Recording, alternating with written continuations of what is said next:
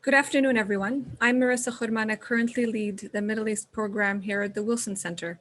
I'm delighted to be introducing and moderating today's timely and critical discussion, 10 years of pan-Arab protests, understanding the new dynamics of change.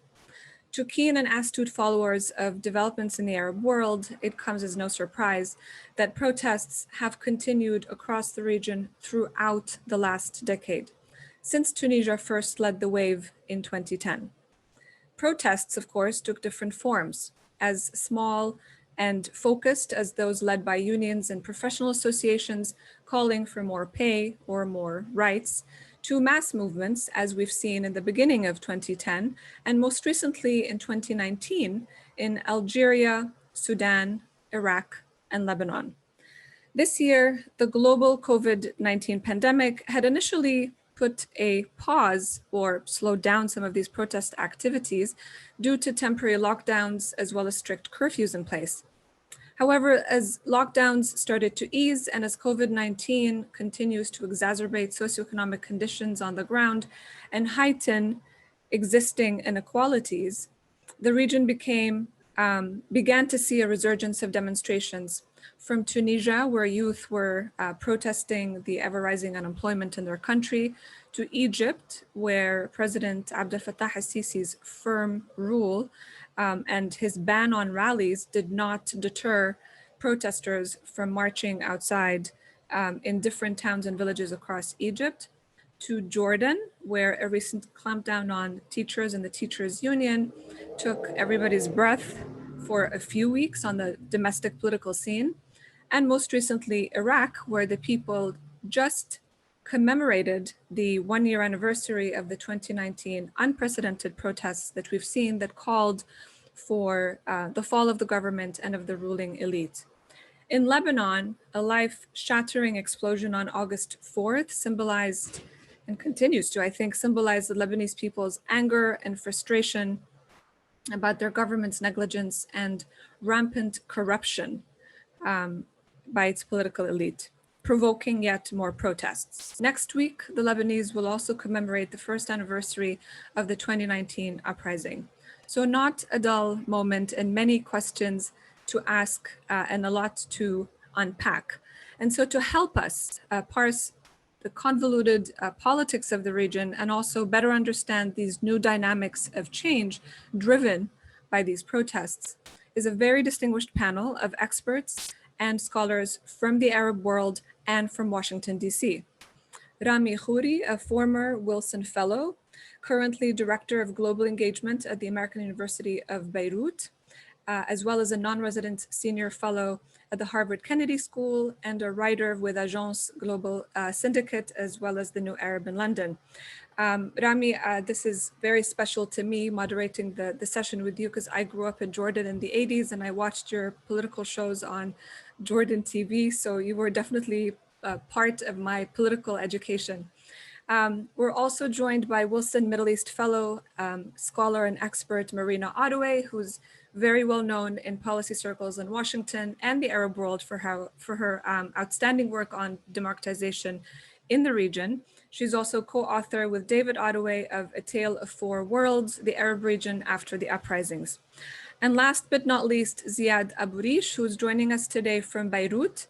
Ziad is a professor at Bard College in the US, co-director of the master's program in human rights and the arts at Bard, and co-editor of Jadaliyya, which is a platform that I encourage all of you to check out for their excellent analysis by experts and analysts from the region.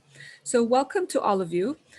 Rami, I will start with you, given your recent in-depth research into the decade-long protest movements that we've seen. We will then turn to Ziad to take us on a deeper dive on all things Lebanon, and then to Marina, who will share her analysis as well as focus on Algeria, Sudan, and Iraq. So Rami, the virtual floor is yours.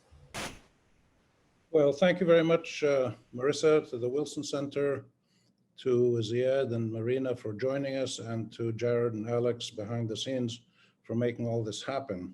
I'm delighted to be involved with the Wilson Center again. I was a summer a fellow there years ago and loved it. And I've always enjoyed the interactions virtually or in person. I've spent the last year researching the uprisings in Lebanon, Sudan, Algeria, and Iraq, the four that are still ongoing on and off because of the COVID, but the four biggest continuing uprisings to try to understand the deeper issues at play here. That we all know that, you know, people in the Arab world are angry and many of them are getting poor and they're humiliated by their governments and foreign militarism and all kinds of things that are pretty clear on the surface. But I sensed living in Lebanon and traveling around the region, I sensed that there was something deeper going on with the way that protesters and non-protesters, people sitting at home, were reacting to what was going on around them. So I tried to do some research, talk to a lot of people, and examine closely the Lebanon situation where I lived. And my summary is essentially that what the Arab world or the Arab region is experienced, because it's not one Arab world anymore, but what the Arab region or the region of Arab states is experiencing now is a decade of nonstop protests from 210 to 220, which has been intensifying and expanding and has not stopped. And it represents to me the biggest transformation that the people and societies and states of this region have experienced since the birth of the modern Arab world about a century ago, roughly. I know that's a sort of big statement, but that's how I interpret it. In other words, what we should do when we look at these uprisings is not just see angry people in the street demonstrating or policemen beating them up. It's not just about individuals and governments, it's about states that are not functioning very well, and it's about a region that collectively is not functioning very well. So the Arab region, for most of the past century, was the only one in the world that was entirely non-democratic.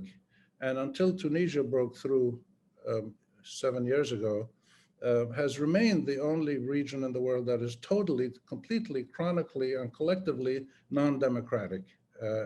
And in fact, the autocracy has worsened in many places. It's the only region in the world that has experienced that phenomenon. And it's the only region in the world today that as an entire region is involved in political uprisings, revolutionary uprisings, as they're called. And I like that expression because the uprisings are spontaneous citizen revolts for the most part, but their aims are revolutionary. They want to completely change the governing system. They want to change the rights of citizens, and they want to change the relationship between citizen and state.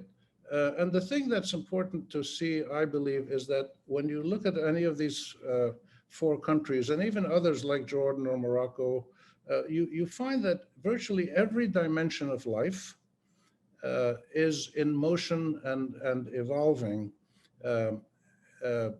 Politics, economies, environmental conditions, social welfare, jobs, youth conditions, women's status. You take any dimension of life and it is changing rapidly and steadily.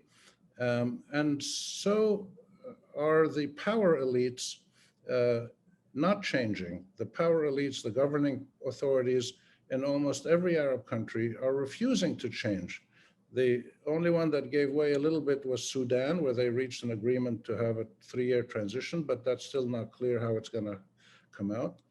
So you've got societies and citizens in great turbulence, while ruling authorities are in static autocracy that's even getting worse in some cases, and in some cases is aggravated by the friendship and assistance and money of fellow autocrats, like people say from the United Arab Emirates or other places, who come in and help the autocrats stay in power or help the military seize power if needed. So I think the realization that we have to start with is that we're experiencing a wholesale transformation of these societies. This process is accelerating. In the last 10 years, it's accelerated. It hasn't gotten slower, and it's expanding into different fields of society. And therefore, we should see this continuing, partly because the economic underpinnings of most of these societies, in fact, all of them, including the oil-rich societies, their economic underpinnings are pretty shattered for many reasons, including COVID, the drop in oil prices, civil wars, lack of regional trade, drop in investments, drop in remittances, drop in production, entrepreneurs immigrating for many different reasons, but the economies are shattered to a large extent. And in some cases, like Lebanon, the bottom has fallen out of the currency. And it's interesting that in all four of Algeria, Sudan, Lebanon, and Iraq, you have almost identical conditions of governments that are slowly becoming bankrupt, even if they have some money in reserves like the Algerians do. But the economy is staggered in all four of these countries, and people complain about declining living conditions, and they reach situations of desperation where they're not sure how they can feed their family or send their kids to school, and very few new jobs are available. So these common issues around the region are so clear now.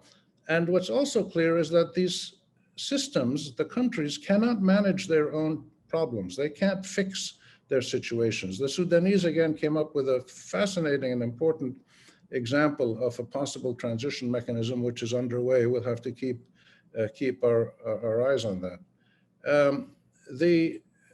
The response of the states in all cases has been an expanded militarism, higher reliance on security, intimidation of protesters by indicting them, taking them to court, sending thugs to beat them up, and international assistance when needed to keep the autocratic political elites in place. So we've got this very powerful force of mass citizen protest. And when I say mass, we have evidence that somewhere around 70 to 80% of citizens support these protests. They may not be out on the streets, but they support what's going on. They want the system to change because they've all suffered. We have this almost unstoppable force coming up against the immovable object, which is the political elite that has held power for decades and has developed mechanisms and networks and systems of patronage and other things that make it very strong. And they control a lot of money, and they control the guns mostly. And therefore, there's a stalemate right now. COVID came at a time that stopped the street protests for 2 or 3 months in most cases. And they've started to come back in some countries, others not yet. But the essential situation is that this mass of citizens has reached a point of not just discontent, but desperation, and therefore has done the only thing it sees available to it other than immigrate, which most people can't do. It has challenged their state openly in street protests. And something has to give between these two forces of an enraged, activist, defiant citizenry that wants to change the whole system, and the system itself responding with military force, refusing to change, beating people up, and just waiting out. If you look at the situation in Lebanon and Iraq and how Algeria is the same, they take their time. They wait a month or 2 or 3 before making any political change from the top, and it's just a symbolic reform, usually doesn't get very far. So something has to give with these two forces facing each other like this. And what has given way to date, I think, is essentially the rights and aspirations of the citizens. The states and the power structures are still there. They don't quite have the legitimacy and support they used to, but they're still in control of most things, whereas the citizens are still trying to figure out, how do we budge these people? How do we change these systems? One of the fascinating things that I see when I look around all the protest movements around the region is the almost identical list of demands that they have. And the most significant one is they want the wholesale change of the ruling power structure, the government.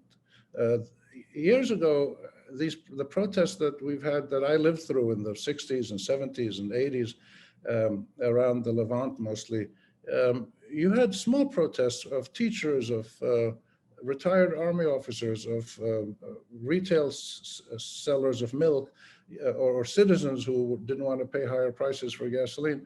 Individual protests went on and challenged the government with a strike, with a demonstration, with something, and it lasted a few days, and then the government did something, met them halfway or beat them up, and it ended.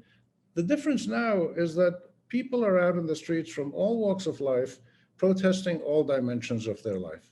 And this is unprecedented. Every dimension of life is difficult for the average citizen. The middle class is slowly disappearing. About 3/4 of people in the Arab countries are poor and vulnerable. There's very limited support from the state. There are very few new good jobs. Most people go into informal labor if they find any work. Education levels are dropping. Only about 30% of people in the Arab countries have social security, retirement, or insurance. So we have a pretty miserable situation now that has expanded to cover a clear majority of citizens, and that's why a majority of citizens supports these protests. But they haven't figured out yet how to make the power structure respond. The power structure has come back with very sophisticated, in some cases, mechanisms where they stall for time, they make small reforms, they come back with counteroffers, they change a few people, they threaten people, they use every arsenal in the book that they have, and it hasn't worked. The citizenry has not been convinced by the seriousness of the government officials, and they keep pushing. And that was one reason why the Sudanese succeeded, because they kept going. Even after 500-600 people were killed, they kept peacefully demonstrating. The Sudanese got organized through the professional associations in a way that other protesters haven't yet. And that's one of the reasons why they succeeded. But what's important now to see is that the clarity of the reasons why people are protesting is not matched by any kind of certainty about what's going to happen next. And people will predict many things, but we know that conditions are worsening, economic conditions. We know that political stress from autocracy and violence from the top is worsening. International intervention is increasing, mostly to help the government stay in power. And we can anticipate, and with COVID and the economy stalled, we can anticipate a lot of bad things to continue to happen. But where it comes out, we don't know. One theory is that the powers are deliberately letting things drag on, so people's lives get more and more difficult. And they finally give up and they say, look, please, just give us enough money to buy food and water and medicines for our kids and heating oil in winter, and that's all really we want.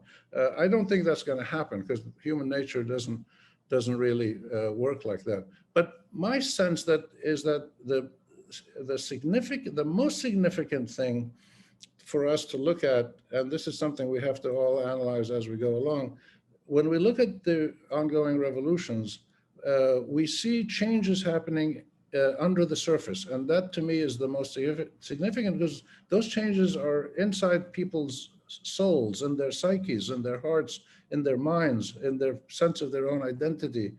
And people individually are changing, and therefore when they work together, social action is changing, and social norms are changing, and mechanisms of political engagement and political challenge are changing.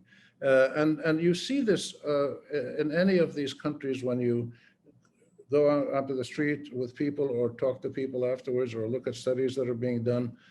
You see the changes, again, across the board. You see it in women who will play a leading role in these uprisings, publicly and privately behind the scenes. You see it in young people. One of the most striking things for me in Lebanon, watching the uprisings, since last October was the role of young girls, like high school girls, who would be out in the street demonstrating on their own, 14-year-old, 15-year-old girls, not with their class, not with their boyfriends, not with their parents, just 2 or 3 girls on their own demonstrating in the middle of a big, popular, peaceful uprising. And that struck me as pretty significant, but just one example, the role of professional associations, how people are now planning to get into the elections. One association, the lawyers, was the president who was elected in Lebanon for the Lawyers Association was a progressive person against the sectarian elite. And that's encouraged others to get organized and try to do the same things.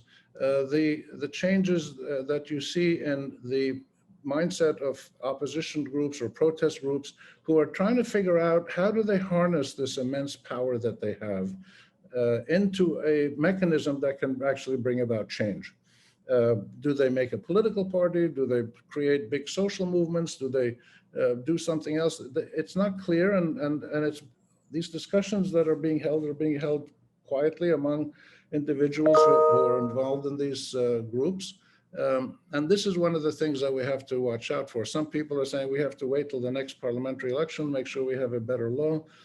We don't know what's going to happen at the formal political level, but we do know that inside people themselves, many things have changed, and the citizenry of all of these countries, Sudan, Algeria, Lebanon, and Iraq, is not the same citizenry that was there 10 or 20 years ago. The inability of most of the protesters to come up with a mechanism that forces the government to negotiate with them, except for Sudan, is one of the striking things that that we need to keep our eye on. And I expect we're going to see changes in Lebanon particularly, and probably in Algeria. The Iraqis are suffering a wave of repression and killing and kidnapping, assassinations of protesters, especially in the south, especially young leaders, men and women.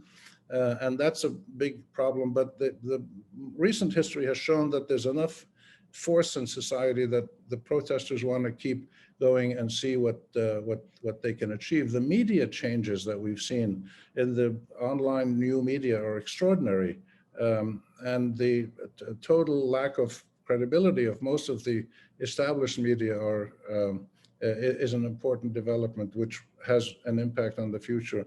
The community self-help groups that have emerged all across the region, where governments did not step in to play a role because they didn't care, or they didn't have the money, or they didn't have the efficiency.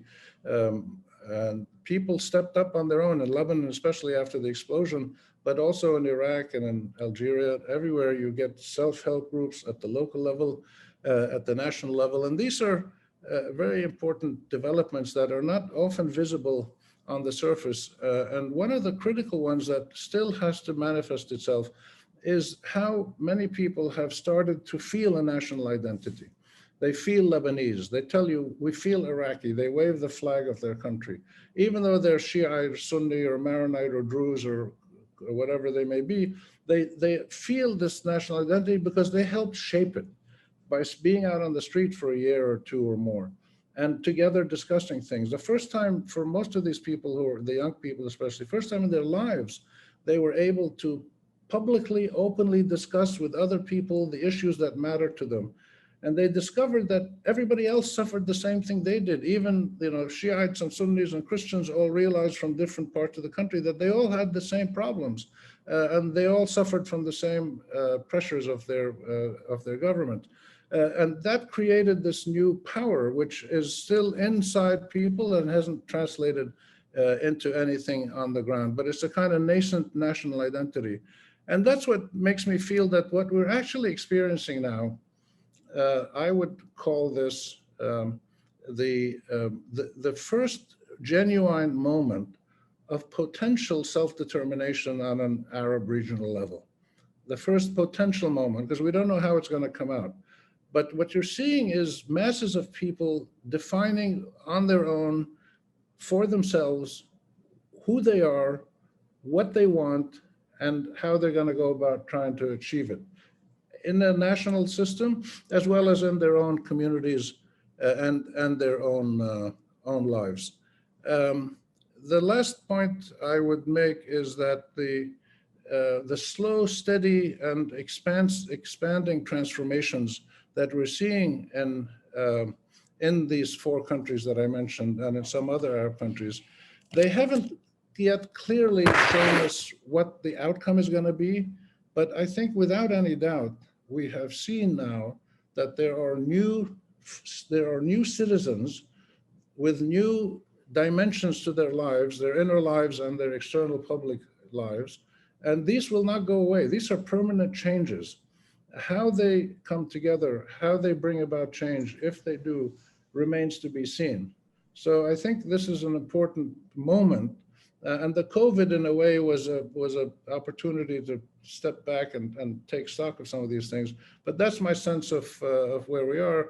And hopefully we will continue to study these issues, and the citizens of Arab countries will hopefully one day have a chance to actually be self-determinant. Thank you. Thank you, Rami. I think you touched upon a lot of excellent points that will help us sort of go to Ziad. But I just wanted to also share one finding from the Arab Barometer just to support your arguments. Obviously the trust in government has been deteriorating over time, but interestingly, the trust in the civil society organizations is very high. And so this is very telling because it means that they are more reliant, or people are more reliant on CSOs for different types of services. And we will talk about this, but case in point is Lebanon, particularly after the explosion, as you mentioned. So Ziad, you're on next. Would love to hear your views on some of the findings that Rami just shared, but also to sort of delve a little bit deeper onto the Lebanese scene.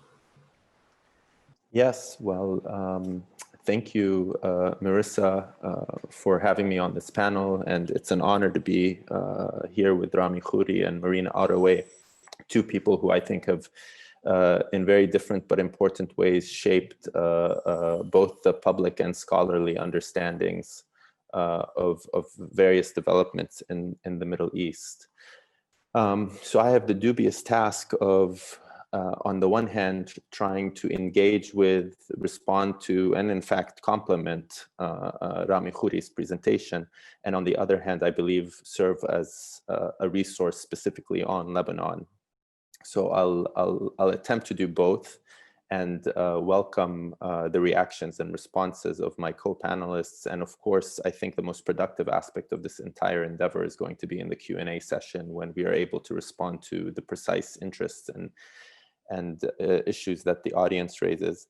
Let me just start by observing 10 years after the Arab uprisings, or maybe into the Arab uprisings. It's a question of whether the Arab uprisings ever ended or have they been a continuous series of events. Is that as a historian, one of the reasons I picked to work on the 1940s and 50s in Lebanon and a second project on Jordan in the 1950s and 60s was at the time that I picked these topics in the early 2000s, people had forgotten that the Middle East was actually rife with popular uprisings and mass mobilizations for decades on end, and that was only in the 1970s onward that you saw a steady demobilization of the population. So it's very refreshing, but it took 10 years for us to be on a panel where there's no expression of surprise that the people of the Middle East are rising up and are mobilizing in ways that are identifiable to us, as opposed to in 2010 and 2011, when many people, even some Middle East scholars, unfortunately, expressed surprise that this was also happening in the Middle East. And perhaps at some point, we should also maybe zoom out of the Arab world in the Middle East to think about how what's happening in the Middle East actually has parallels across different regions, perhaps, that maybe there is a return to mass protest as a particular tactic and as a particular subjectivity after a few decades of for whatever reason, not being an intellectual or political possibility in people's minds. So to just engage with Rami's presentation a little bit, which I know is part of a robust paper that is in preparation for publication. There are just a few points that I would highlight to perhaps echo or express some potential caution on. And in that sense, I'd like to make 5 points with regards to the broader comparative analysis underway. The first is the question of speaking about the Arab citizenry and the citizens of these countries rising up, which I think is an important point to hold on to. But there are 2 caveats I think we need to be aware of. The first is that we have several countries in which a significant percentage of the population, even if not a majority, are non-citizens of those countries, either refugees or migrant laborers. I think we continue to struggle with figuring out an analytic framework to incorporate them into how we're talking about these uprisings and these regions, and how inclusive or exclusive these uprisings have been of those populations. And I can speak more about that with regards to Lebanon.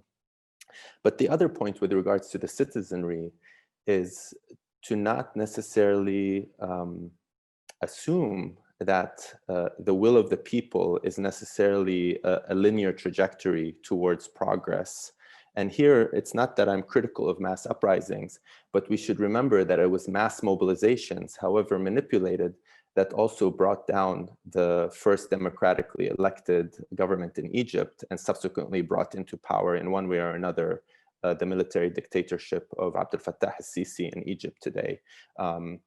That is not to say that protesters are to be held responsible, but to simply acknowledge that the people or the citizenry is a category that needs to be closely guarded, as I believe Rami guards it and others guard it, but that can be deployed in problematic ways by people who don't necessarily share our ideas about the political future. The second point that I would like to raise with regards to this issue is one of political economy. I think Rami does an excellent job of highlighting, on the one hand, the grievances that have to do with accountability, transparency, representation, due process in many of these authoritarian settings. And on the other hand, questions of social and economic rights, social safety nets. Now, I think we can all agree that these are the contexts within which these uprisings have emerged. But I think it's been much easier for protesters to articulate an alternative to the political status quo, and not as easy to articulate an alternative to the economic or socioeconomic status quo, despite the fact that they're actually putting their finger on what is at stake in their rising unemployment, rising poverty rates, and decreasing purchasing power. But while we have some sense of what kind of system would provide more transparency and accountability, as is the case perhaps in Sudan or Tunisia, there might be longer term continuities rather than transformation. So while I think Tunisia is a success in political terms, I think those people that have been working on economic development in Tunisia are very disappointed to see the continuity of the very policies that were in place prior to the overthrow of Zain al-Abidin Ben Ali and his regime. The third issue I think that's important is the question of foreign intervention. And here Rami pointed to the issue of foreign interveners buttressing authoritarian states. We saw this in Syria with Iran and Russia, but we also saw this in Bahrain, in Egypt, and elsewhere with the United States, Saudi Arabia, and other powers. I think we also have to think of the ways that foreign interveners in one way or another try to, but usually not successfully, penetrate or take advantage of legitimate grievances and mass uprisings. And this has been a constant struggle, I think, for protesters across the region to maintain their independence, to simultaneously oppose authoritarianism at home and foreign intervention / imperialism from abroad. And I think how protesters navigate that terrain is an important element of the internal debates amongst protesters in different parts of the case studies that Rami talks about, but the Arab uprisings more broadly. And the final point I'd just like to talk about is the coalition politics of those who are seeking to overthrow the status quo. They are the citizenry in many ways, they are the people in many ways, but they do represent competing visions. They might agree on the question of overthrowing the status quo, but are they in agreement over what should replace the status quo? And I don't think we should simply limit the challenge that protesters face to one of tactics to overthrow the regime, because part of what limits or constrains the ability to form effective alliances and develop effective tactics to overthrow status quo forces is in part differences over what should succeed the status quo, either in political or economic terms. And I think here, I'm not necessarily, or not at all contradicting what Rami is talking about, but I think these are part and parcel of some of the dynamics. And I hope that in very quickly surveying them, we can touch on some of these issues. Turning our attention to Lebanon as one of the case studies, again, it's a relief because early on in the uprisings, Lebanon was considered an exception, a failure, a place that did not experience the Arab uprisings or its reverberations. And now, after October 2019, there is very little doubt that Lebanon is part of the region in terms of this trend and these transformations that we are talking about.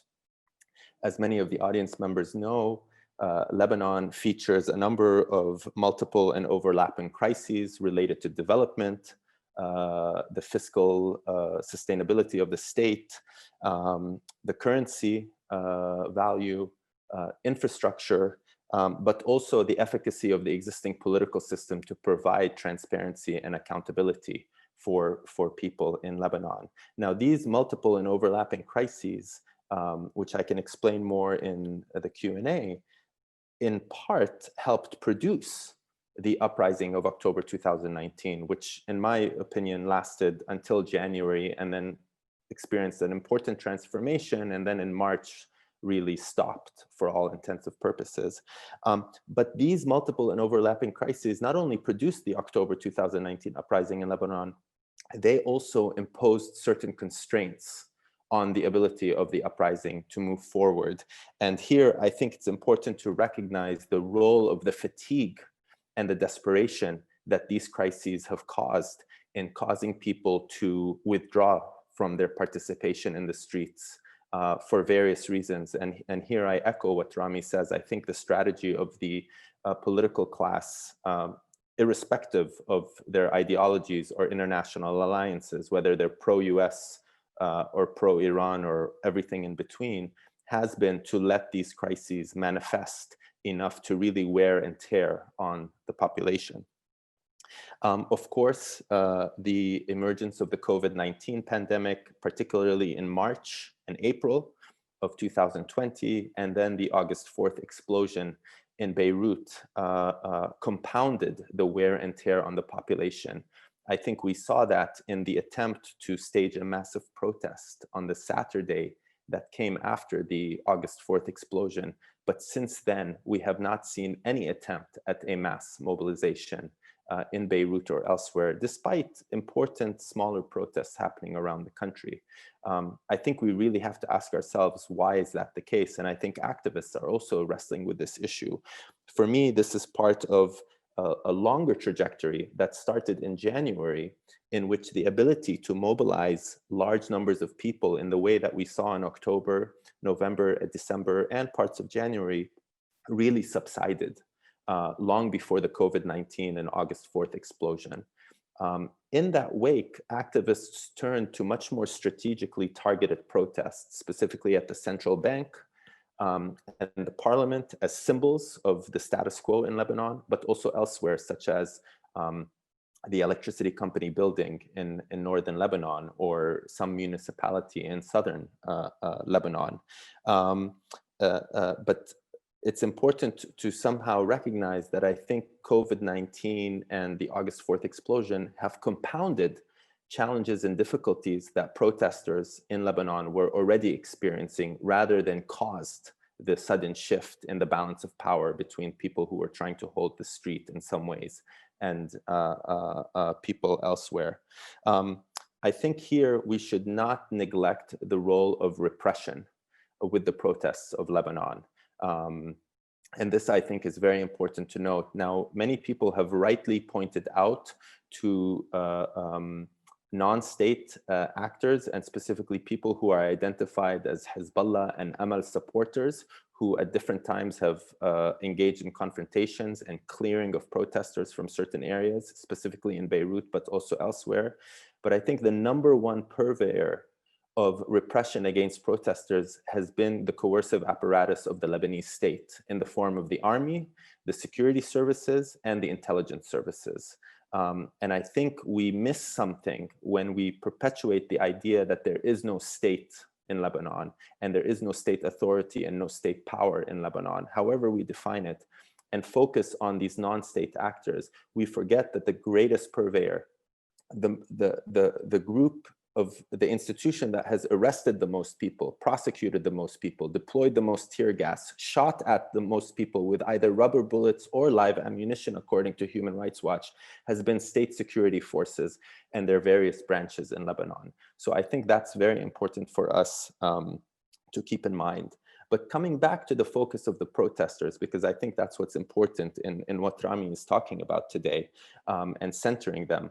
I think it's really critical for us to identify the fact that protesters writ large in Lebanon have experienced two fundamental differences amongst each other, as they have tried to chart both a tactic to move the protests and the uprising forward, but as well as a vision for what comes next. The first difference or challenge has to do with strategic differences. For example, the question of whether people should call for early elections or not has been a very divisive issue. And even if they don't call for early elections, whether they should participate in early elections has been a very divisive issue. And here I know Marina and other scholars in the field of Middle East studies have written quite a bit about elections under authoritarian contexts. And I don't think it's fair to call Lebanon an authoritarian context, but I also don't think it's accurate to call it a democratic context, for reasons that we can get into in the Q&A. So I think it's really important to recognize that there are very important strategic differences amongst protesters. And these strategic differences have come to the fore in the debates and discussions about what to do in the absence of large numbers of people turning out into the streets, which is very typical, by the way. It's not unusual for what happens to activists.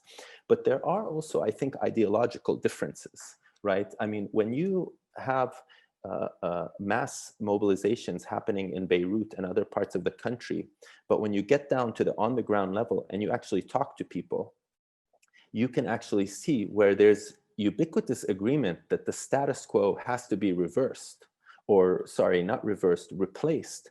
When you get into the question of what should it be replaced by, beyond the important principles of something more transparent, something more accountable, something more responsive to the socioeconomic needs of the population, you get into serious disagreements. Whether it's what kind of economic development should happen in Lebanon. Let's remember, there are key sectors of the business community that in the context of the economic collapse in Beirut and in Lebanon more largely, agree that the current system has to change. But these key actors within the business community are not speaking the same language of what should replace the current status quo as some of the younger activists that Rami has been pointing to, that are talking about a return to more productive sectors of the economy, the establishment of responsive social safety nets, of social security. Yet their alliance, however temporary, was an important condition of possibility for the mass mobilizations that happened in October, November, and December. So I hope by highlighting some of these, I make clear that I agree with Rami that I think the mass mobilizations that we are seeing in the region are some of the most important developments to have taken place in the Middle East. And in some ways, a group of us said this in 2011 and 2012, the genie is out of the bottle, so to speak, of mass uprisings and mass mobilizations. It can't be put back in. So even in countries that are not experiencing mass mobilizations, regimes and incumbent politicians have to anticipate the possibility and work to prevent those mass uprisings from happening. And yet, at the same time, when they do happen, there is a level of contingency that takes place. And I think Lebanon is an important precursor or example of that. Now, what does this mean for the future? First of all, I'm a historian and I defer to the political scientists to predict the future, although I don't think anyone does a good job of predicting the future. On the other hand, I do think that we really need to both cherish the bravery, the defiance, the persistence of the average person in the region, and like the persistence and bravery of people anywhere else in the world, to continue to survive under these conditions, to continue to have the courage to step out, to organize, to try and create a better future. On the other hand, the stakes and odds that are stacked against them, both locally, regionally, and internationally, are quite significant. And so I think we will need to see where that goes. But in all cases, I have been humbled and inspired by what was happening in Lebanon and elsewhere in the region. And I think this is only the beginning, not the end of the story. But where it goes, as Rami says, is not clear. And the historian in me wants to be pessimistic, but the member of the communities that are mobilizing wants to be optimistic. And with that, I'll end my comments and say thank you again for participating. And I look forward to Marina's reflections and everyone else's discussion. Thank you so much, Ziad. I think there was a bit of a prediction there when you said that this is still, it's not the end of the story, but rather the beginning of the story. So that's a good prediction and good to end on an optimistic note. I want to just touch upon one point you said before moving on to Marina, which is the role of fatigue, which we've seen in Lebanon. I recall seeing so many different articles and social media posts about basically annulling the use of the word resilience in reference to the Lebanese people because there is so much fatigue, you know, with this explosion that sort of unearthed everyone's anger to a much higher level. But I do want to come back to the issue of not just the resilience of the protest movements and those who are organizing and how they adapt, but also authoritarian resilience and how that also, these two forces keep keep all of these tensions in place as we move forward. And with that, Marina, I'll invite you to this virtual floor. Thank you. First of all, thank you to both Rami and Ziad for their comments, because they really put the issue in great perspective. Rami reminded us about how different the situation is in Arab countries now than it was 10 years ago. Not only we have seen 10 years of protest at various times, at various levels and so on, but also we have seen an evolution of the protest. And I think what Rami has to say is particularly important. The protest has become much more sophisticated than it used to be. People who took to the streets in Tunisia and Egypt in 2010-11 were really very naive about what was going to happen, and both in terms of what they wanted, but also what was required to bring about a change. The Egyptian protesters put themselves in the hands of the military at one point. The people and the army are one, essentially, and I don't think anybody would say that nowadays. what we are seeing in this what I call the second wave of protest, that is the one that started in in 2019, is really a much greater awareness about how difficult the process is going to be, and what they need, the importance of putting the protest on a sustainable basis. You saw that very clearly, for example, in Algeria, where the protesters decided to take to the streets on Tuesdays and Fridays so that people could still go about their normal life. And the protest, in fact, lasted a very, very long time at a very high level of participation as a result. So there has really been an evolution. I tend to agree with Rami's analysis too, that there has been an evolution in terms of the depth of the change that people want. So these to me are the good news. And I totally agree with Ziad that the genie is out of the bottle and it's not going to be put back into the bottle. This is going to continue. I'm not sure what, even if I'm a political scientist, I'm not going to predict, which form the protest is going to take in the future. But one thing we can be sure about is that it will continue, because the problems are big and you really have not a response on the part of the authorities that even comes anywhere, not even close to satisfying the demands, but even acknowledges the legitimacy of the demands that are being expressed. So where I part ways with Rami is on what I think, and I'm much closer to Ziad analysis in that sense, is I part way with Rami on a rather over-optimistic view of what is really going on. Yes, there is a new sophistication. Yes, people have perhaps a more comprehensive view of the change that it's needed. It's not just a little bit here and a little bit there, but it's more of a systemic change that they are looking for. What I don't see is the mechanisms that can translate protest into real political change, into change on the ground. And here I would like to make a point, and I hope it's not going to be misinterpreted, that in the end, change always comes from the top.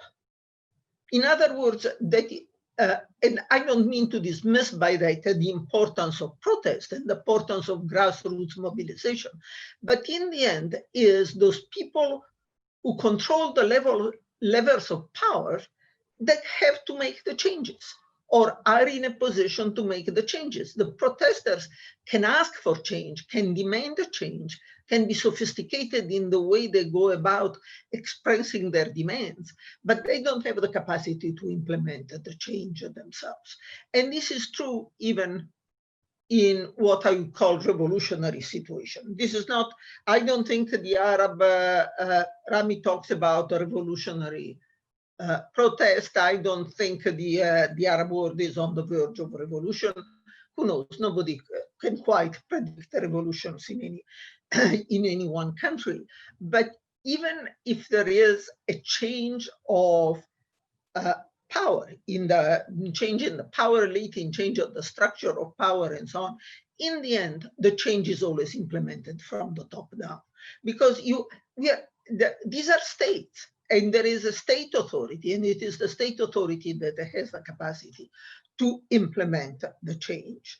So that the problem, I think, that these protest movements, in all their sophistication, have not solved is how to connect to people in position of power so that their demand turns into change on the ground, effective change on the ground.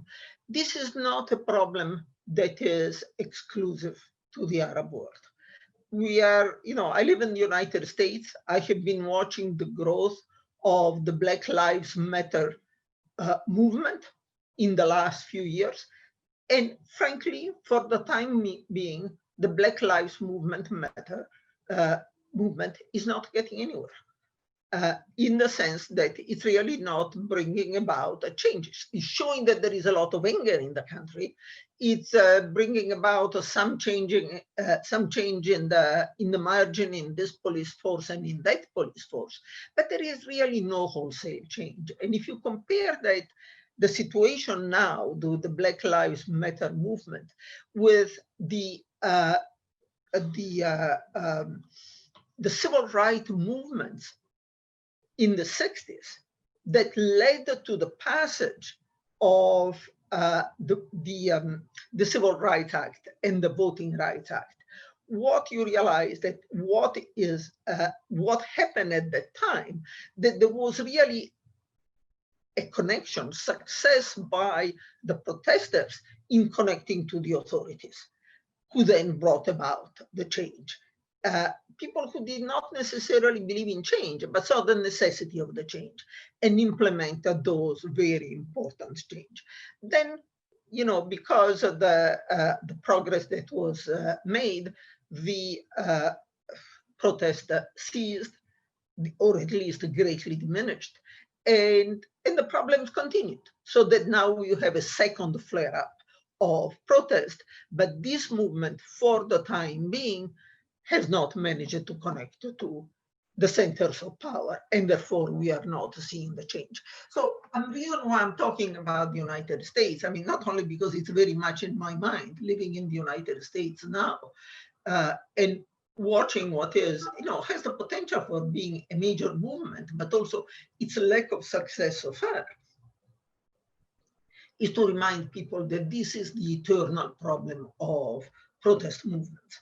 That how they connect the demand from the bottom to the decisions that can only be made from the top if you are going to have lasting change.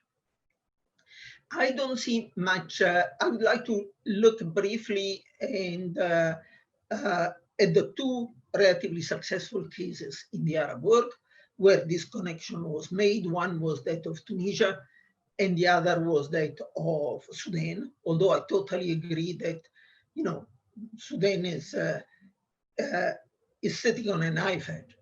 It could go down, the military could take over again. I'm not convinced that the country is out of the woods, unfortunately.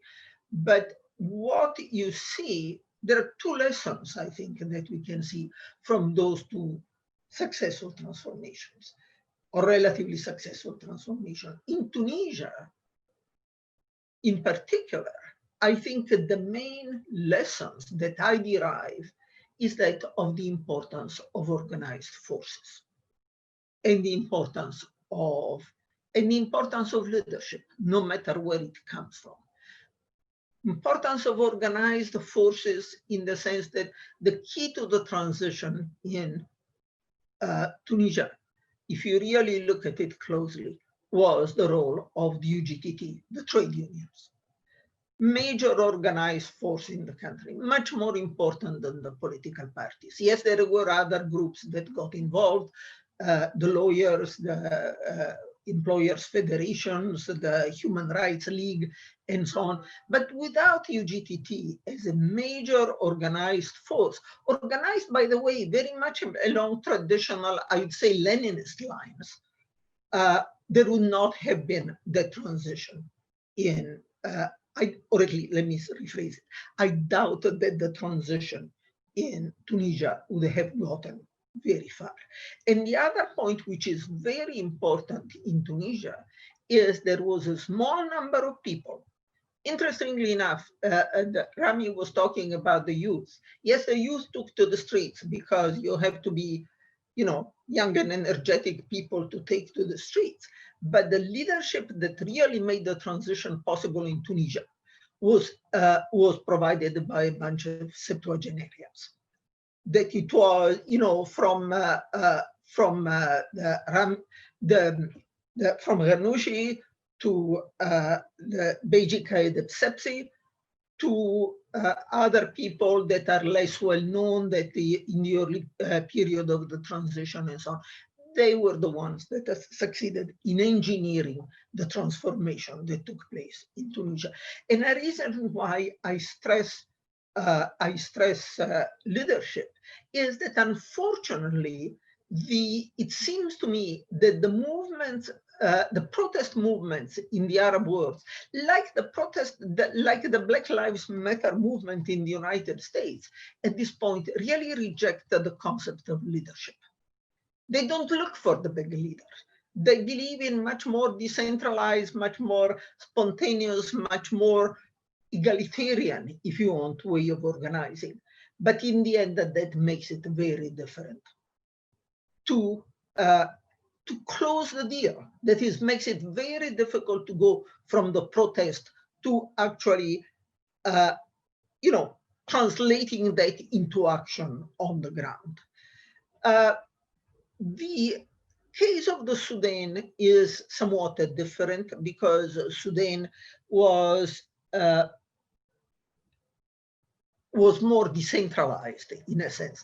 There was much more of a spontaneous movement that took place, but the Sudanese transformation, I would argue, started getting somewhere when the syndicates, the professional syndicates got involved, and then the negotiations with the military started taking place. Why did it succeed in Tunisia? Because, for example, the Algerians were very aware that that was the reason why the Sudanese were getting somewhere. The problem is that they did not have the organization. Sudan has, for reasons that I will not try to explore, has a long tradition of these professional syndicates taking a major political role at important times in the history. The Algerians try to repeat, to imitate the Sudanese in some ways. They could not because they did not have the organization. And in addition, both in Algeria and in Tunisia, both in the Tunisia and in the Sudan, you have people at the top in the old elite who understand that some change has to take place and go along with it.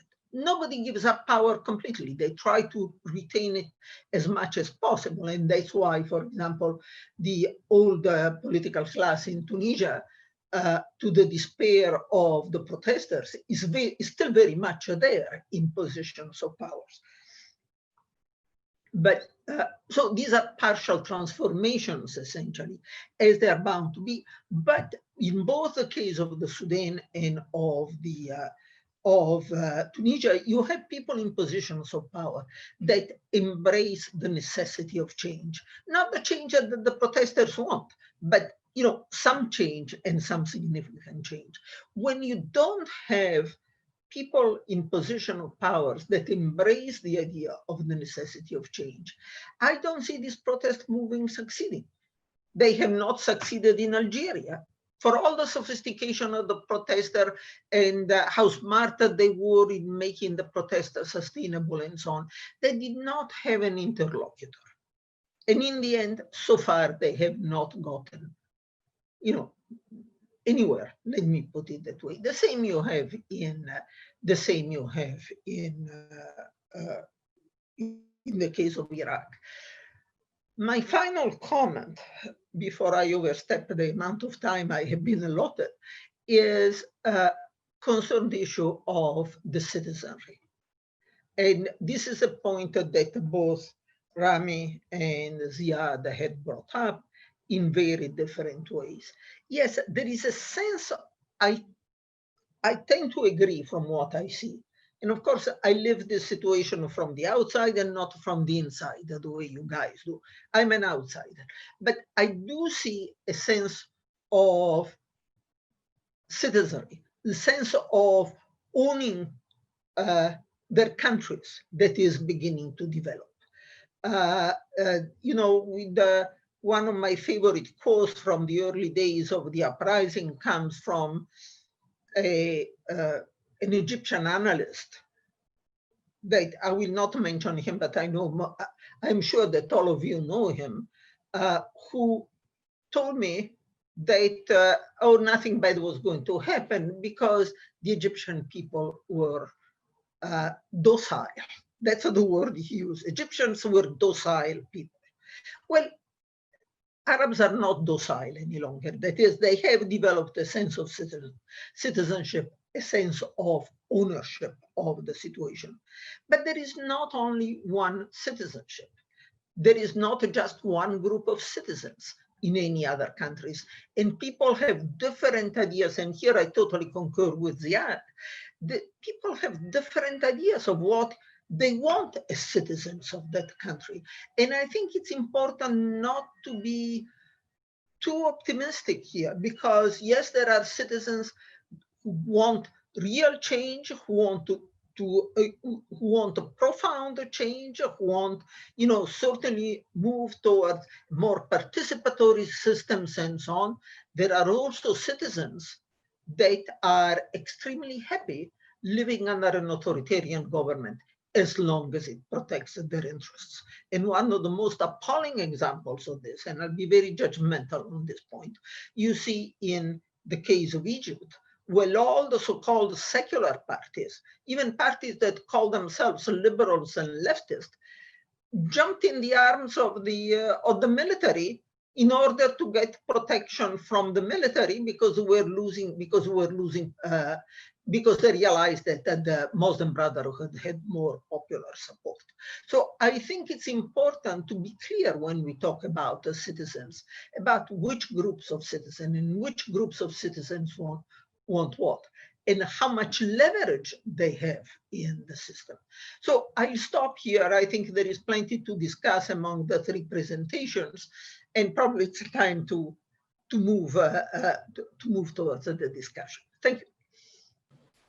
Thank you so much, Marina. I'm going to go back to your point on the mechanisms, the power factor, as well as the leaderless sort of movements. But before I do so, I just want to remind those who are with us watching and listening that if you want to ask your questions, please tweet your questions to @WilsonCenterMEP. excuse me, or email them to mep@wilsoncenter.org. So I want to go back to you, Rami, to address this, this point that Marina made on basically the ability to connect to centers of power from the protesters. And I know that you had also mentioned that a lot of these movements are leaderless and thus don't have structure. You also pointed out that using the professional associations, as also Marina just mentioned, not just in Tunisia, but also in Sudan, was a factor in basically the success of some movement moving forward towards change. So I'd like you to address that. How do you see the awareness and the consciousness of the protest movements aware of that missing piece, that missing link, in order to move, their demands forward. And then Ziad, I'll invite you to comment on that point as well, because I think a lot of us are looking at those mass protests or some of the more strategic ones that Ziad referred to, but they look horizontal and we're not able, beyond the use of already existing structures, are not able to move these demands forward. And as Marina said, translate them to changes on the ground. Rami? Thank you. Thank you to Ziad and Marina for two terrific sets of comments. And I essentially agree with all of them. We have slightly different ways of talking about the same thing, but I really enjoyed them all. And particularly, one point I want to follow up a little bit later is the parallel Marina made with the Black Lives Matter, because I've talked about this in terms of even earlier, how the first stirrings of major stirrings of civil rights protests in the US, which I experienced in the 60s and 70s, and that was the beginning of the women's movement. I mean, there was much earlier activists, but in the mass movement, the women's movement, the environment movement, the civil rights movement, the Native Americans' rights, all of these mass movements started in a big way about 50 years ago, and really only started to see real progress in the last maybe 10, 15 years. If you look at recycling in the US and environmental protection and women's rights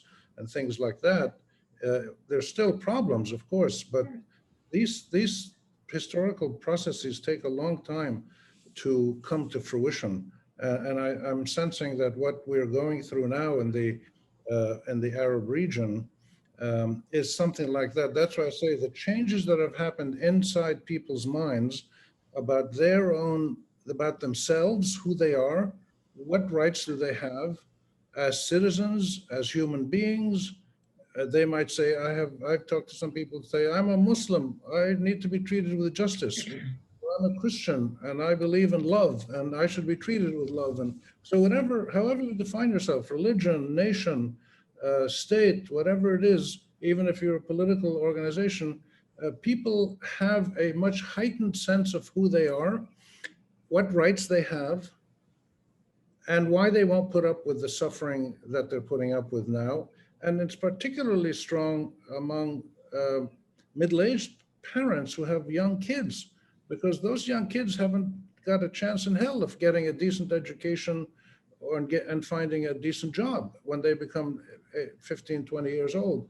So there's a change that's happened inside people, which will have a political impact in the coming decades, probably.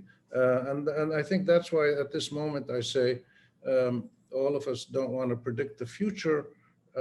We leave that to other more reckless analysts on TV, particularly. But I think our job is to study what's going on around us and say, well, what's new and what's not so new? And we all agree that the autocratic, authoritarian power structure is willing, and here's where I'll answer your question. It's clear that the authorities will kill. They will kill hundreds of people in cold blood. They'll shoot tear gas canisters at people's eyes and take them out. We've seen this in Lebanon, we've seen it in Iraq. They have no compulsion about ordering the other young people, 22-year-old police officers, to shoot 22-year-old protesters who may be from their own village in some cases. So the willingness of the state authorities to kill and to suppress and to torment people has proved to be at a much higher level than we thought. We thought these things only happened with like Saddam Hussein or people like that, but they happen in these four countries that we're talking about to much surprise.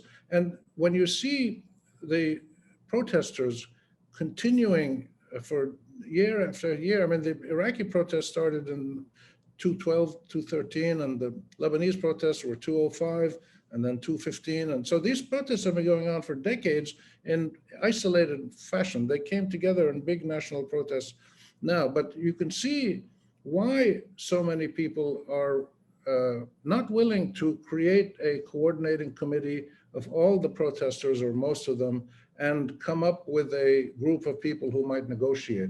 Their demands are pretty similar, their initial demands. So Ziad is right, they all will call for elections, but they might not all want to have the same idea of, say, a tax system. So they have differences in ideologies, clearly, but the initial demands are all the same. They want to get rid of the existing government, have a transitional government, new election law, a new parliament that's more legitimate, elect a new national leadership that represents public sentiment, and get on with the process of ending corruption or limiting it, and maybe holding accountable those who stole money and get it back if we can. And of course, rekindling the economy. Those are all demands that everybody shares. After that, they're going to change. But we see why so many of them are, and I've talked to people in Lebanon, which I know best, but I've also talked to others in Iraq and Sudan and Algeria. I asked them the same question, and they say, look, we don't want to get killed. And in Iraq, they're getting killed. Just in the last 2-3 weeks, there's been people, and who are assassinated. It's not, in Lebanon, the shooting is random, so any protester can get killed or shot in the eye or whatever. Or the people who are targeted in Lebanon are targeted with court cases, judicial accusations, insulting the leader or insulting religion or insulting God or something, and they're taken to court. They're intimidated, basically, but they're not killed necessarily. The deaths are mostly because of random shooting. In Iraq, the deaths are deliberate. They've identified a few young men and women protesters, especially in the south, and they've shot them or kidnapped them. And therefore, there's a reason why a lot of people are hesitant to create some kind of mechanism. But if they don't have a mechanism to engage the power structure will go on for a long time. This is the great dilemma. And the power structure, the people in power at the top of the system, the political leaders, the sectarian leaders, they all live in fancy houses with guards, and they never run out of water, they never run out of electricity, they don't have garbage in front of their street. They don't feel the dehumanizing lack of fundamental services and rights that masses of ordinary citizens feel. They're totally dissociated from their citizenry, physically and politically and emotionally. Therefore, they can go on for years, and we see it now in all these countries, especially Iraq, Algeria, and Lebanon, where there's no transition starting. They just go on, they take their time. It's amazing that nothing has happened in Lebanon to stabilize the currency since last January. But because the people in power don't feel any of these problems. And they're probably betting that at some point people are going to get tired and they're going to demand that the protests stop, and let's just fix up let's stabilize the lira and make sure we have electricity, and that's fine for now. And that's what they're betting on, that people will lower their demands. But I don't think that's going to happen. I don't think that's going to happen, because one of the things that the demonstrators are saying, and again, it's most clear in Lebanon and Iraq, where people say this to the media, young men who are out in the streets in the middle of the COVID, and they're asked, aren't you afraid of dying? And they say, no, I'm not afraid of dying. I'm dead. I'm dead already. I have no life. I have no hope. I have no future. I'd rather die standing up for my rights than shrivel away and die in the fields because I don't have food and water. So this is the great dilemma of how to bring about these transitions. The people at the top, I agree with Marina, they change when they're forced to change. To Mikhail Gorbachev, F.W. de Klerk, the leaders in Northern Ireland, they brought about historic changes in their countries. The people of Colombia, they did that at one point because they realized that their current status quo was not sustainable. And at some point, they changed. And some of the changes were really good, others not so good.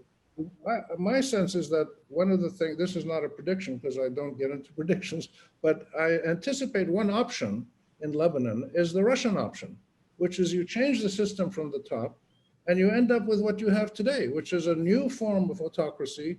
People are poisoned by the authorities, allegedly, because we'll see what the evidence is, but people are, and you have a new mafia of rich people, and life is difficult for the majority.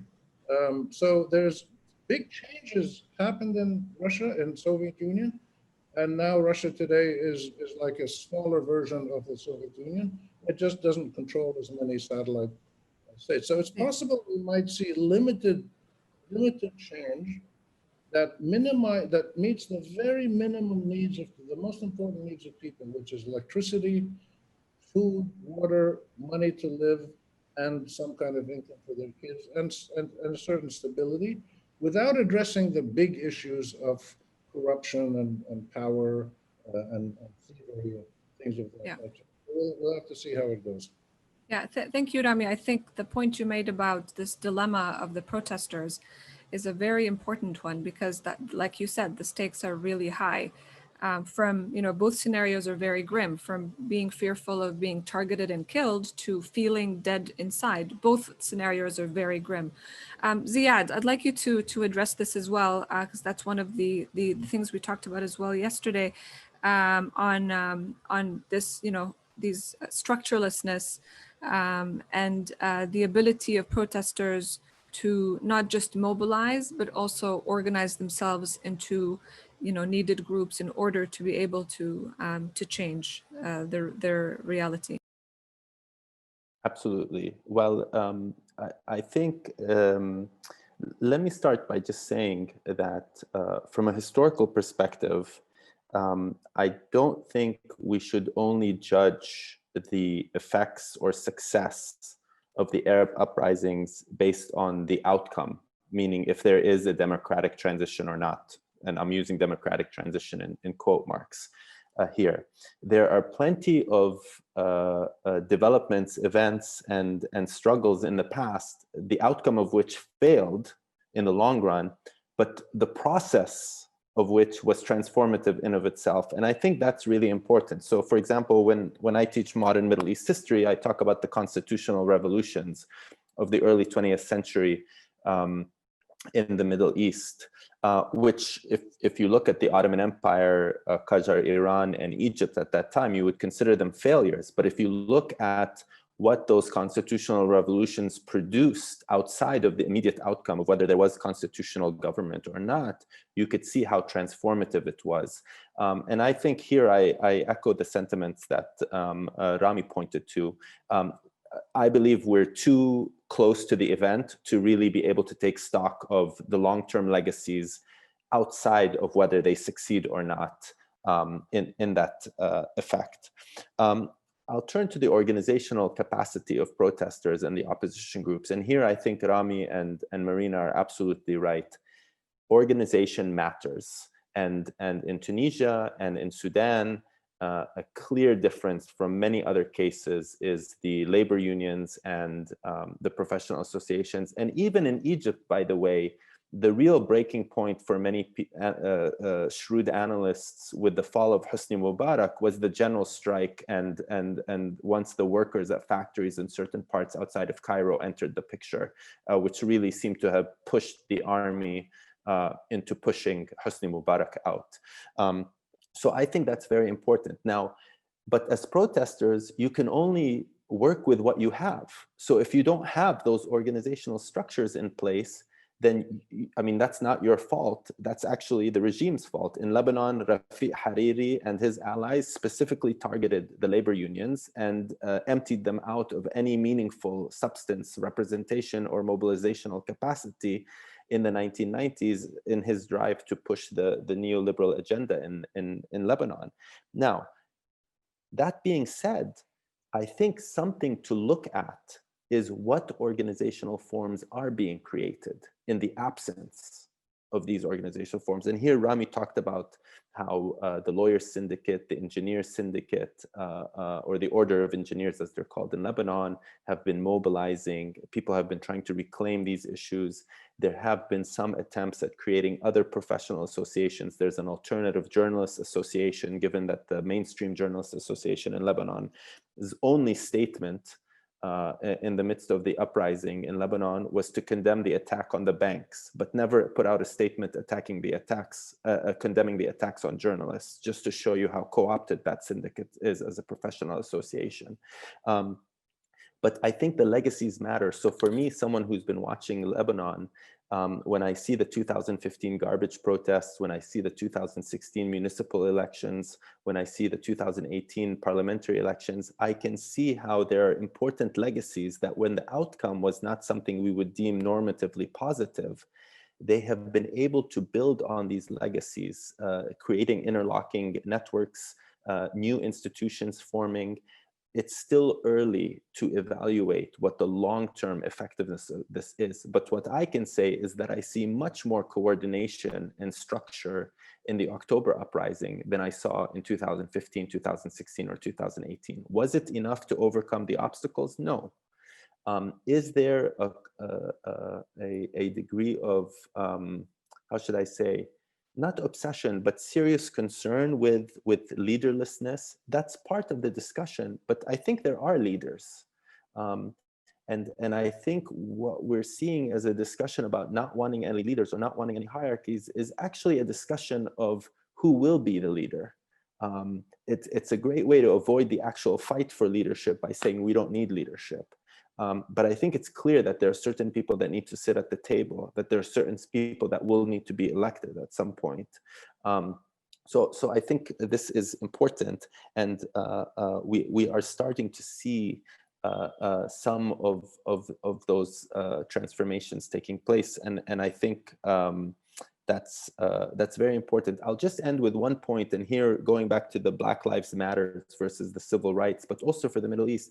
I think the challenge for all of us who are analyzing mass uprisings and revolutions today, or revolutionary movements, if that's what we want to call them, is the fact that so many of these earlier movements didn't have a reformist past to turn to and point to its failures, to thus avoid what Marina is rightly talking about. In the end, you can only shape the concessions power will make to you unless you're able to form a Leninist vanguard party and actually overthrow the regime.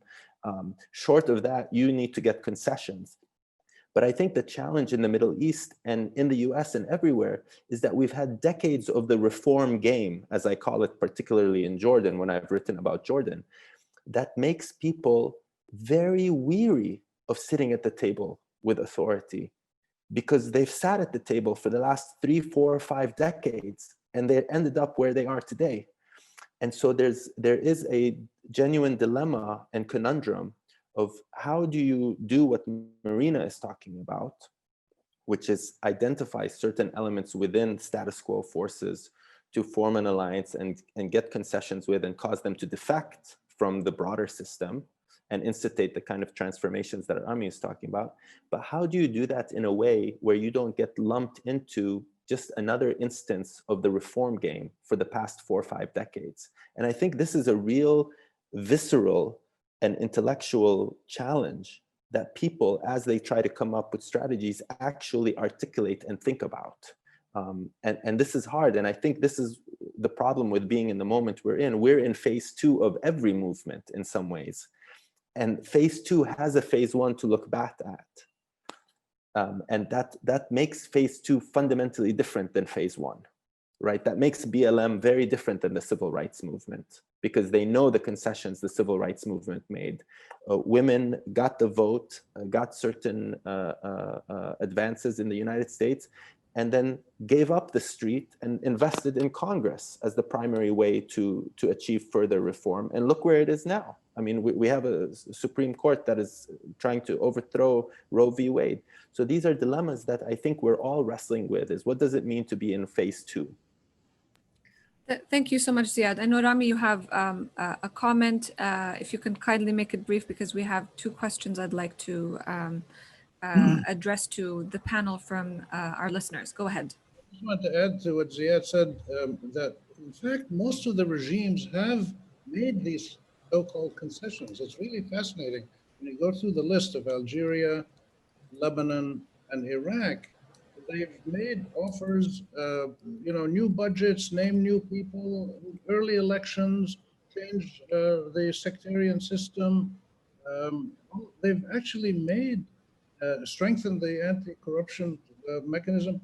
So they've tried, the governments have done exactly what Ziad is saying people are worried about, that they play this game, they offer you these bonds, they try, and they make you think that change is going to happen, and they've been totally rejected. And people have come back at them and said, forget about this, get out of the way. We don't have anything to do with you leaders. So this is the interesting moment that we're at. At some point, people in power are going to realize that they have to come up with something either serious or get out of the way, or just totally take charge in a military rule.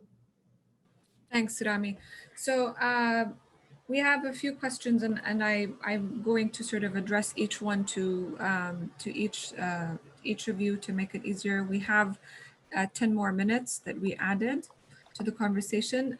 So Marina, this question, I'll ask you to answer it. So this is from Asher Orkabi, who is a new Wilson Fellow.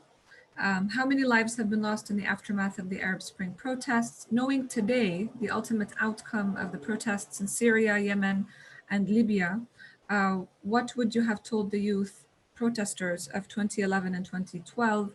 Would you have told them to go out to the streets or seek alternative ways of pressuring governments for gradual change rather than revolution? I don't think you can tell anybody anything on that line. So when people had enough, they are going to take to the streets. It's going to happen. It's not a question, it's not that you sit back and plot and say, these are the costs, these are the benefits. These are explosions of discontent. They are explosion of rage. So they're going to take place no matter what. Was it worthwhile? It depends on the country, but it does not. But in a sense, the question is irrelevant because people don't act in these cases on a basis of a cost-benefit analysis. They act because they have enough. Thank you, Marina. This question is for Ziad. It's Lebanon focused. Is from Arjan Brukel, who is a journalist. Could Beirut Medinati provide leadership for Lebanese protesters? What are their prospects in the next local elections? Well, Beirut Medinati, for those that don't know, is the primary independent opposition group that came together in the wake of the 2016 municipal elections in Lebanon. I think Beirut Medinati is one of many groups, and because it was created specifically to compete in municipal elections and subsequently transformed into what it is today, I don't think you can necessarily look at it for a model, because many other groups started from a position of being opposed to elections or not running in elections, and now are transforming into thinking about elections. I also think there are many differences within Beirut Medinati and outside of it. So there's a very robust discussion going on in Beirut Medinati right now, as there is in other groups, over whether this new stage in the politics of opposition of Lebanon requires different strategies and tactics. So I think it's early to tell, but Beirut Medinati is definitely one of several groups to look at. And the challenge with Beirut Medinati, just to be clear, is that it's a Beirut-based group. And I think the success of the October 2019 protests was the ability of several groups across the geography of Lebanon to emerge and coordinate and wage the protests. And before I end, I just want to jump on Marina's comment, because I totally agree with her. But as an important caveat, I think, to what the question presupposes, is that this type of mass violence was not in of itself inevitable, right? So separate from the question of was it worth it, which I totally agree with Marina's response, is we need to think of and analyze what are the factors that drove regimes to mass violence, meaning what made them understand it as a zero-sum game, including the role of outside interveners in pushing it in that direction. And I think that's very important to be clear on. Thank you, Ziad. Rami, a question addressed to you from Danny Postel, who's Assistant Director for the Center of International and Area Studies at Northwestern University. Rami wrote an essay in January of this year. You argue that an important fault line was emerging between the forces of resistance and the forces of revolution or popular uprisings in the Middle East. You argue that the axis of resistance paradigm, which centers around opposition to US imperialism, fails to speak to the core issues facing the Arab masses today, and in some cases, Iraq and Lebanon. The forces of resistance defend the status quo, and the demonstrators are out on the streets protesting, which, as Ziad mentioned, has brought them into direct confrontation with the protesters. I'd like to hear you address this growing tension, contradiction in the shifting political landscape of the region. There's a lot there. Thank you, Danny, and best wishes to you in Chicago. The resistance versus revolutionary situation that I wrote about in a column, which I'm expanding on now in some other writings, I think is really captured in Lebanon so well, in the dilemma between the fact that Hezbollah is the most powerful group in the country and behind the scenes or openly shapes the government of Lebanon, at least has done so in the last decade or so. And what it decides to do is going to shape the response of the political elite in Lebanon to the protesters. And the protesters are growing and publicly challenging Hezbollah, as well as all the other political leaders. So I think this is a historic battle, which is a kind of a tragedy, because some of the things that the resistance movement across the whole region are fighting for, Palestinian rights, pushing back American or conservative Arab hegemony, things like that, are worthy causes to fight for, absolutely. But I think the trouble is that most of the resistance groups or countries are not paradigms of democracy or citizen participation or accountability or transparency, and have not been able to give their people, when they're in political power running countries, have not been able to give their people the kind of mass, decent life and future hope that people want. So there's still a huge tension between the revolutionary forces of people protesting and the resistance forces. And at some point, they're going to have to come together. And you can imagine what an extraordinary moment that would be if it ever happens. But we just can dream about things like that. Thank you, Rami. So we have 5 minutes left, and I would like to ask each one of you to answer the following question in a minute and a half or under a minute and a half, if possible. As you all know, we here in the US are in the midst of a presidential election. And I think one thing that I'd like you to address is, what would you tell the next administration, whether it's a Trump administration or a Biden administration, what is the one thing that you would leave them with that they must be aware of concerning basically the topic of today, protest movements in the region? Marina, I'll start with you. Well, I think my only advice would be to keep in mind that we have been trying to shape the Middle East, the Arab countries, for half a century, and we have made a mess of it. And whatever we do in the future, it is not the job of the United States to try and shape the countries, whether in terms of supporting or opposing the protest movement or anything else, is to learn to safeguard US interest in the region, with the countries being what they are. But it's not the job of the United States to change it. Thank you, Marina. Ziad? It's a tough question because, I agree with what Marina was saying, and it depends if people want to follow in the footsteps of previous administrations. I would say that in some ways, the days of American empire are numbered, and perhaps any new administration should start to think of an exit strategy that would at least provide some legacy of positivity, because the record of the United States foreign policy in the Middle East has left nothing but a trail of death, destruction, and misery. And they should be clear that whatever problems in the Middle East, they are complicit in, even if they are not the cause of necessarily. Thank you, Ziad. Rami, your last word? I would tell the next American president or administration that this is the most extraordinary moment in modern history, where the soft power of the United States, that is so widely admired around the world, culture, education, movies, fun things, and the political liberties and the constitutional guarantees of American life, this is a moment when all of those things can mesh perfectly with about 350 million out of the 436 million Arabs that exist today.